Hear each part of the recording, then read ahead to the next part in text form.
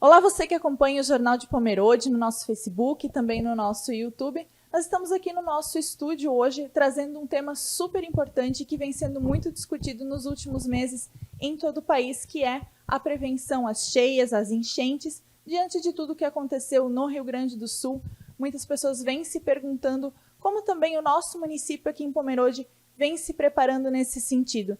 Então, comigo hoje aqui nós temos o Lúcio de Bem, que é o coordenador da Defesa Civil do município, e também o Jaime, que é diretor de Meio Ambiente da Secretaria de Planejamento e Meio Ambiente, para conversar um pouco conosco como funciona essa prevenção em Pomerode, as cheias, o nosso sistema de cuidado nesse sentido, para evitar que a população seja muito atingida em casos de catástrofes naturais.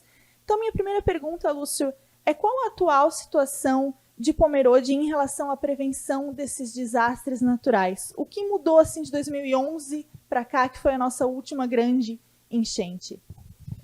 Bom dia a quem nos está escutando. Então, desde 2008, quando a gente teve um episódio maior de chuvas intensas durante praticamente uns 6 meses, e houve catástrofe assim no sentido mais de deslizamento do que de cheias.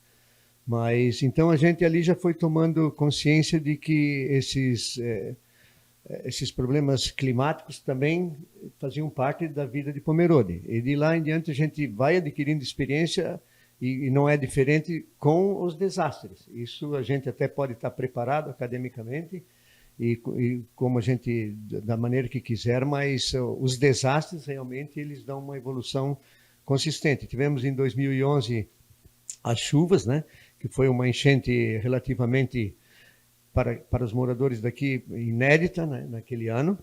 Então, também foi uma outra experiência, né? E a gente viu, em cima de tudo isso, que esses fatores climáticos, apesar de todos os estudos e das prevenções que a gente vem fazendo e faz, eles são imprevisíveis. Isso é uma coisa que a gente tem que ter consciência. Hoje, a gente continua trabalhando constantemente na mitigação. Mitigação são as prevenções que a gente faz, né? Tanto nos desassoreamentos de rios, nas proteções das encostas, né? E na prevenção de retirada de árvores mais da área urbana, que também são objetos que podem causar desastres, né? Na rede elétrica, nas casas e até nas pessoas. E a gente vem fazendo isso constantemente. A gente está acompanhado da legislação que Pomerode tem, que é fortemente amparada, né, pela Secretaria de Planejamento, e isso é um fator determinante para que os desastres sejam minimizados. Não adianta só a Prefeitura ou o município mitigar ou evitar que esses acidentes aconteçam se não houver leis que realmente cobrem, né, da população. E a população em si também ter essa consciência de que nós estamos vivendo uma época de desastres naturais mais relevantes e cada vez maior. É um período que a gente está passando. Isso muita gente acha que é só questão do ser humano ou da interferência do homem. Não é. É um ciclo. Então, nesse sentido, a gente está trabalhando sempre para mitigar e para tornar a nossa cidade mais resiliente, mais forte nesse sentido. Esses trabalhos são feitos diariamente na execução do aumento de tubulações, de galerias, do desassoreamento, como coloquei, e outros fatos. E Pomerode hoje tem embasado por 3 legislações específicas, né, relacionadas a esse assunto, bem como também o monitoramento do rio. De que forma isso ajuda também a evitar que mais pessoas sejam afetadas em casos de um evento climático mais relevante? Eu vou aproveitar a oportunidade e vou deixar para o Jaime, né, que é do departamento técnico. Ele tem isso de uma maneira mais fácil de expor ao público. Ok, bom dia a quem acompanha, a todos que acompanham o JP, Jornal JP, a Isa também. Obrigado pela oportunidade. E com relação à legislação, esses eventos que aconteceram em 2011, 2010, ela fez com que o município tivesse que criar algumas legislações preventivas. Dentre elas, nós criamos a Lei Complementar 434 em 2021, que é uma lei que estipula as áreas alagáveis do município de Pomerode, colocando então uma regulamentação para edificações, aterros e o uso de ocupação de solo. Paralelamente a isso, o município criou também uma legislação específica, um decreto específico para execução de aterros e terraplanagem, que é o decreto 3401, esse foi de 2018. Então ele estabelece alguns critérios necessários para que você possa fazer um procedimento de terraplanagem. E por fim, então, no ano passado, em 2023, em maio, nós editamos a Lei 491 de 2023. Essa lei, ela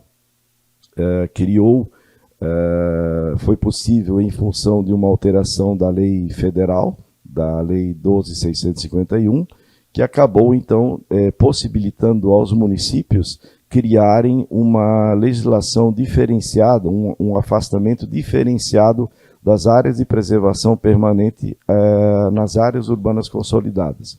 Então foi um trabalho bastante exaustivo, nós trabalhamos o ano todo de 2023 em cima dessa legislação, com o auxílio de técnicos da FURB, né, que nos auxiliaram em todo esse procedimento de criação da legislação. Foram feitas audiências públicas, nós tivemos reuniões com os vereadores, até que a gente então pudesse chegar no produto final dessa Lei 491, que é bastante importante e que nós hoje estamos utilizando. Essas leis, elas vêm de encontro realmente a prevenir a população, as novas edificações, então, que respeitem afastamentos de forma que a gente possa minimizar esses impactos em caso de um evento extremo. E, Jaime, essas áreas consideradas de risco, né, existem um período de retorno que é estudado para conseguir definir quais áreas podem ser de risco a um evento de 30 anos, de 20 anos, de 50 anos. Como é que funciona essa divisão? A legislação, a lei que prevê, a questão dos alagamentos, nós usamos diferentes períodos de retorno. Um período de retorno é uma determinada chuva que pode acontecer num determinado intervalo de tempo. Então, nós usamos nas cotas de alagamento, nos polígonos de alagamento, 3 períodos de retorno. Período de retorno de 5 anos, que são aquelas chuvas que ocorrem, aquelas chuvas corriqueiras, onde, de repente, é um evento um pouco maior, com uma chuva num determinado nível, que pode alagar uma determinada região. Trabalhamos também com um período de retorno de 20 anos, e também com período de retorno de 50 anos. Então, essa legislação, ela determinou esses 3 polígonos, que são as áreas que são passíveis de alagamento nos seus referidos períodos de retorno. Então, isso faz com que a pessoa que queira construir, edificar, ou que queira ocupar o uso do solo, ela já possa ter uma noção. Puxa, eu tenho um determinado terreno que, num período de retorno de 50 anos, já pegou água. Então, eu posso prever a minha edificação para que ela fique acima dessa cota de alagamento. Essa legislação de cotas de alagamento, ela prevê restrições com relação a aterros nessas áreas. Então, não adiantaria nós estarmos fazendo uma legislação de cotas de alagamento e permitir que essas áreas alagáveis sejam aterradas. Então, isso faz com que a gente tenha uma segurança. Claro que nós trabalhamos com dados, com cotas que foram buscadas ao longo de diversos institutos para a gente poder fazer esse estudo. Hoje, o Lúcio vai comentar um pouquinho mais para frente, mas nós temos uma estação fluviométrica instalada aqui perto do Mocan, na rua Arthur Reinert. Então, ao longo de 5 anos, nós vamos ter uma base de dados consistente para que a gente, então, possa estar revendo esse nosso estudo das áreas alagáveis. Então, pode haver alterações baseado nesse arcabouço de dados ao longo de um determinado período de tempo. E, Lúcio, então, falando sobre essa estação ali na rua Arthur Reinert, quais os dados que ela consegue fornecer para a Defesa Civil, para a população de Pomerode? A população consegue acompanhar, por exemplo, o nível do rio, ficar atento a essas questões? Sim, a população já tem conhecimento, né? A gente já divulgou sobre esse site onde tem essas informações, as pessoas podem estar ali monitorando pelo celular a altura, o nível do rio, né? A precipitação das últimas 12 horas, 24 horas, 72 horas e assim por diante. Então, isso em conjunto com o que o Jaime colocou lá, com as pessoas, com o conhecimento das pessoas, das suas cotas, onde elas residem de alagamento, né, mesmo dos períodos de 5, 10, de 20 e 50 anos, então as pessoas vão praticamente estar se inteirando de em qual momento elas estão passando. À medida que o volume vai aumentando, essas pessoas podem estar se prevenindo, até para a sua própria ação de retirada ou pedido de socorro, né? Isso é bem importante. E a partir de 2008, houve um trabalho do Serviço Geológico do Brasil de definição de áreas de risco em Pomerode. Qual também é a importância de ter sido realizado esse serviço, no sentido de que cada vez menos a comunidade seja impactada de alguma forma, a gente tenha pessoas impactadas e até que sofram diretamente perdas em casos de desastres naturais? Então, essa empresa do Serviço Geológico do Brasil, do governo federal, depois desse evento de 2008, que a gente teve aqui praticamente eu não me lembro mais bem, mas entre 60 e 70 deslizamentos, entre pequenos e grandes das nossas montanhas. Eu que sobrevoei na época e junto com o jornal aqui de Pomerode também, inclusive o Mano estava presente, e a gente pôde ver o quanto foi descaracterizado os deslizamentos, né? Depois disso, então, essa empresa, a mando do governo federal, ela veio para o município de Pomerode e começou a cadastrar essas áreas de risco.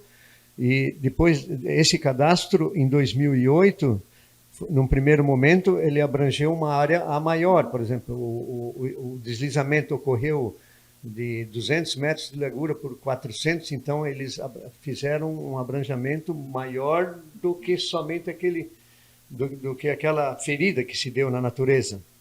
E também eles usaram-se de cotas de níveis, através de satélites, assim, os desníveis, as cotas, as inclinações que tem, né, uma parte geológica toda bem estudada para o quanto o grau dessas áreas são perigosas, né? E em 2011, não sei se foi bem em 2011, 2010, eles retornaram ao município e refizeram um planejamento em cima dessas mesmas áreas. Por quê? Porque não há necessidade de se estar abrangendo uma área tão grande se o fator depois se estabilizou. O fato, não houve mais deslizamento, foi se saturando essas feridas, então teve locais que eles diminuíram essas áreas, mas no fim ficou existente, eu acho que em torno de 24 áreas, né, Jair?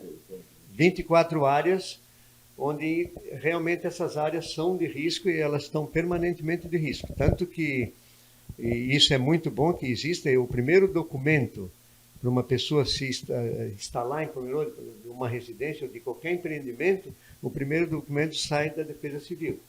Se a partir daí ela disser que essa área é de risco ou alagável, isso não impede, vou deixar claro, não impede que a pessoa, né, com tecnologia, engenharia ou com projetos, ela possa estar se instalando nessa área, não é isso, mas ela é uma área restrita, para que se fique sabendo, inclusive em termos de cartório, em termos de venda até do próprio vendedor do imóvel, ele tem que constar isso, ele não pode se omitir desse fato, porque ele vai ser descoberto. Então esses fatos aí que esse CPR me fez, no primeiro momento, ele até se tornou assim meio contestado pela população, e bastante contestado, mas a longo prazo isso faz o que a gente está vendo agora, que não está acontecendo lá no Vale do Taquari, no Rio Grande do Sul, onde a gente esteve lá, o quanto está invadido essas áreas de risco e o quanto os governos e a população está sofrendo agora por alguns descasos e desmando. Então, isso veio somente para agregar mais resiliência e mais consistência para a gente enfrentar os intempéries. Eu vou complementar um pouquinho a questão do Lúcio, referente às áreas de risco. Com a criação da lei que eu citei para vocês no início, a Lei 491, ela definiu a área urbana consolidada, onde eu posso aplicar medidas, então, de APP, que não diferentes das estipuladas no Código Florestal. Essas áreas de risco, elas foram buscadas para dentro dessa Lei 491. Então, se existe um polígono de área de risco que tem um córrego, lá não haverá flexibilização da APP. Então, é justamente para prevenir essa questão.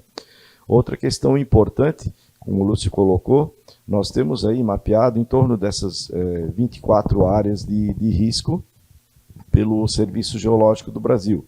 Mas o plano diretor, ou no Código Urbanístico e no Código de Obras, ele também define áreas de complexidade geológica. Então é importante verificar numa edificação quando a área é considerada de complexidade geológica. Isso está definido no nosso plano diretor, tanto no Código de Obras quanto no Código Urbanístico. É importante também colocar que esse ano o município finalizou a revisão do plano diretor, que envolve o Código de Obras e o Código Urbanístico. Esse produto já foi encaminhado à Câmara de Vereadores, nós tivemos audiências públicas, nós tivemos conferência pública, e esse produto já está em análise na Câmara de Vereadores. Eu acredito que num breve espaço de tempo nós teremos aí um novo Código de Obras e um novo Código Urbanístico, já levando também em consideração essas novas legislações que eu citei para todos no início da apresentação. E vocês acham, considerando todas essas mudanças em legislação, em preparação, que hoje Pomerode é uma cidade preparada para lidar com eventos assim, para conseguir proteger a população de uma forma com mais qualidade, né? Com que todos estejam bem protegidos nesse sentido? Vocês acham que Pomerode pode ser classificada dessa forma? E se vocês têm alguma consideração ainda final a fazer sobre esse assunto? Olha, sim, com certeza, com essas legislações, com tudo isso que a gente colocou aqui, a gente não tem uma certeza absoluta, porque os fatores climáticos, como a gente viu agora no Rio Grande do Sul, eles são completamente inesperados, né? Mas, de certa forma, a gente está fazendo o trabalho de mitigação e de resiliência, que é transformar essa cidade numa cidade mais forte, preparada, com a ajuda da população, né? A população também faz parte. Hoje a gente tem a Defesa Civil nas escolas, que formam uma consciência, já foi instalada ano passado, como matéria corrente, né? Então, as crianças praticamente já vão se inteirando desse assunto, que é um assunto que não tem como esquecer. Na verdade, a questão climática sempre existiu, agora de uma forma mais acentuada, que a gente está num período agora onde esses fatos estão se acentuando de uma forma, para a natureza, normal para ela, mas para nós é anormal, né? Mas eu sinto, sim, a cidade bem resiliente, bem amparada pela legislação, pela Secretaria de Planejamento, Meio Ambiente. O Jaime sabe disso, a gente tem o Jaime me ajuda muito nessa questão, né, assim, das leis e das diretrizes que possam ser cumpridas para que a gente minimize os desastres, né? Então, isso é uma parceria grande. E sobre a questão da defesa civil em si, no município, muitos perguntam, inclusive o legislativo e tal, e vereadores, assim, mas se a defesa civil devia estar se agigantando mais, devia ter um escritório maior, muitas pessoas, mas assim, a defesa civil somos todos nós. Eu não preciso ter um imobilizado lá, como o Corpo de Bombeiro, por exemplo, é um imobilizado que está ali parado, esperando um incêndio. Mas a Defesa Civil, enquanto prefeitura, é diferente. Eu tenho lá, no momento que é ativado o GRAC, que é o Grupo de Resposta e Apoio aos Desastres, que é um número menor de pessoas, entre o prefeito, aí vem o coordenador e algumas pessoas, né? inclusive os bombeiros. Aí, nesse primeiro momento, é ativado isso. No segundo momento, é ativado todos os outros setores que a gente tem. A gente tem a Secretaria de Obras, que vai me dar o apoio com máquinas e coisas para os acidentes. Tem o próprio bombeiro, que tem os salvamentos, que já é normalmente praticado. Aí a gente tem a Secretaria de Saúde, a Secretaria de Educação, que forma um grupo de pessoas para estar atendendo telefones numa área. A gente já teve isso em 2008, para atender pessoas, assim, aí se forma, todo esse cenário se forma porque a gente tem um plano de contingência já estipulado para isso. A gente sabe onde vai ser os abrigos, fora de lugares alagáveis, com acesso, mesmo que houver enchente, até quanto aquela enchente tiver no nosso conhecimento. Podem acontecer coisas como no Rio Grande? Pode de uma hora para outra acontecer. Então, que a gente tem que se tornar resiliente. Mas isso eu quero deixar bem claro, porque muito se fala e se pergunta, mas a estrutura da Defesa Civil, porque é muito pequena, porque ela não é pequena, ela é enorme. Ela tem todo o município, Defesa Civil, todo cidadão. Então, eu agradeço a oportunidade aqui do jornal, né? Estar aqui para a gente estar divulgando isso e falando. E uma experiência muito grande também foi esse nosso trabalho que a Prefeitura, né? Num pacto com aquela Prefeitura de Cruzeiro do Sul, do Rio Grande do Sul. A gente trabalhou lá por 30 dias para ajudar esse município. A gente ficou padrinho praticamente dessa cidade, né? E os empresários também daqui já arrecadaram praticamente para 100 residências, uma doação de 100 residências pequenas, mas para quem está recomeçando é ótimo. E, então, toda essa experiência que a gente teve lá de desastres, isso também faz parte da Defesa Civil. Isso te acresce muito, isso não é dentro da faculdade ou dentro da academia que tu vai saber. Lá na prática, você vê quantas coisas ruins a gente pensa, puxa, os abrigos, por exemplo, a confusão que dá nos abrigos, sabe, com pessoas que nunca se viram, de repente, lado a lado, lá, de uma cultura A e B, e de uma posse A e B, poxa, é um negócio impactante, sabe? E é a própria destruição. E outra coisa é que as pessoas também tenham a consciência, assim, e sempre agradeçam a Deus e pelo município que a gente tem, que é um município relativamente pacífico nessa situação de alagamento. Por quê? Porque a gente só tem um rio. O Rio do Texto, que nasce aqui em Jaraguá, e desce a Blumenau. Quer dizer, a gente praticamente vive só das nossas águas aqui. Então, isso já é um fator muito impactante para nós. A gente nunca vai ter como Timbó, ainda já tem o Rio Benedito, e Blumenau, o Rio Itajaí-Açu todo. Então, isso é muito, muito impactante aqui. Por isso, os nossos desastres são sempre minimizados, né? Eu agradeço, então, mais uma vez ao jornal aqui. E quando vocês precisarem, a gente está à disponibilidade. Só complementando a questão do Lúcio também, agradecer aí a oportunidade do jornal que fez para o município e colocar que o município está trabalhando, de certa forma, com legislações. Essas legislações, elas são fundamentadas em base técnica. Agora, não há possibilidade de prever um evento extremo. Então, podemos ter problemas, como aconteceu em Cruzeiro, talvez não nessas dimensões, mas podemos ter problemas. Até porque, antes da legislação, já existiam ocupações dessas edificações ou dessas residências nessas áreas de polígono do alagamento. Então, não há como descartar a possibilidade de um evento acontecer. Mas a legislação, ela vem de encontro para que a gente possa, de certa forma, minimizar esse problema num futuro próximo. Uma questão importante também que foi retomada agora, que a gente acabou não colocando, não é o município que está fazendo, mas é uma empresa terceirizada, é o trabalho de limpeza e extração de areia do Rio do Texto. Ele ficou parado por aproximadamente 4 a 5 anos, mas ele foi retomado agora recentemente. Então, o volume de material que está saindo de areia realmente do Rio do Texto é bastante grande. Então, isso vem, de certa forma, auxiliar e aumentar a seção de escoamento do Rio do Texto para essas chuvas que são um pouco mais mais volumosas, facilitando então, evitando de que aconteça problemas maiores. Então, eu agradeço mais uma vez a presença e a gente está à disposição junto à Secretaria de Planejamento, o Lúcio na Defesa Civil, precisando de alguma informação, a gente está disponível para prestar.